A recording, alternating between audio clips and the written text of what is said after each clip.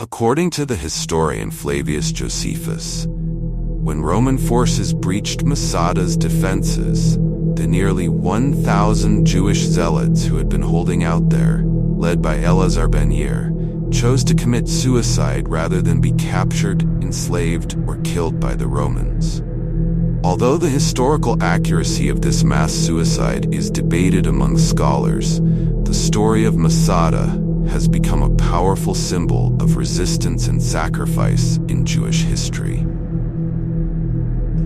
The story of Masada begins during a time of turmoil. The year was 66 CE, and Judea, then a province under the mighty Roman Empire, was in rebellion. Tired of Roman rule, high taxes, and interference in their religion, the Jewish people had risen up.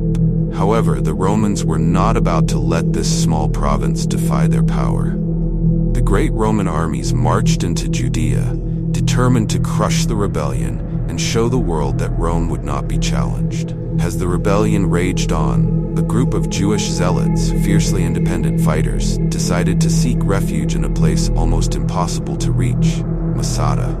Masada was a fortress perched high on a plateau near the Dead Sea, with steep cliffs on all sides. Originally built by King Herod as a luxurious palace and fortress, Masada was protected by thick walls and had enough supplies to last for years. As the Zealots settled in, the Romans continued their brutal campaign, crushing Jewish resistance throughout the land. By the time the Romans reached Masada in 73 CE, almost all of Judea had fallen. The Roman governor, Lucius Flavius Silva, led thousands of Roman soldiers to lay siege to the fortress. But Masada's height and defenses made it impossible for the Romans to attack directly. Undeterred, Silva ordered his men to build a massive ramp up the side of the cliff, a project that would take months of grueling labor. Day by day, the ramp grew as the Romans edged closer, while the Zealots watched, knowing their time was running out. Finally, the day came when the ramp was finished, and the Romans prepared to storm the fortress.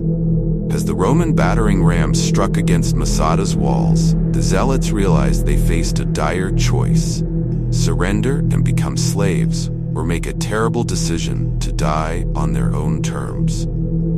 Eleazar ben Yair, the leader of the Zealots, gathered his people.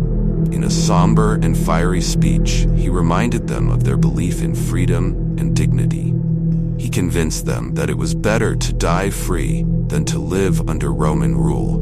They agreed, with heavy hearts, to take their own lives. In the quiet, dark hours of the night, the Zealots carried out their plan. Families gathered, whispered goodbyes were said, and one by one, they took their lives.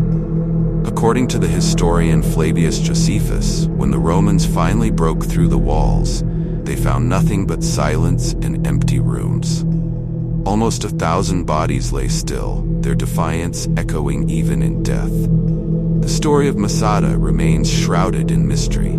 Did all of the Zealots truly choose this fate? Did any survive to tell the tale?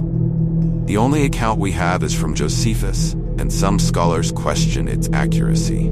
Still, Masada has become a powerful symbol of courage and the struggle for freedom, a haunting reminder of the lengths people will go to in pursuit of liberty. The fortress stands silent, its walls bearing witness to an ancient tragedy that still resonates through history.